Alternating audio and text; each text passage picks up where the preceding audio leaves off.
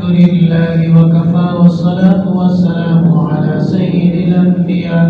أما بعد فأعوذ بالله من الشيطان الرجيم يا أيها الذين آمنوا قوا أنفسكم وأهليكم نارا وقال النبي صلى الله عليه وسلم من أطاعني دخل الجنة ومن عصاني فقد أبى صدق الله العظيم وصدق رسوله النبي الكريم.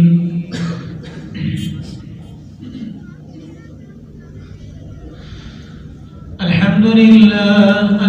لله وكفى والصلاة والسلام على سيد الأنبياء أما بعد فأعوذ بالله من الشيطان الرجيم إن الله وملائكته يصلون على النبي يا أيها الذين آمنوا صلوا عليه وسلموا تسليما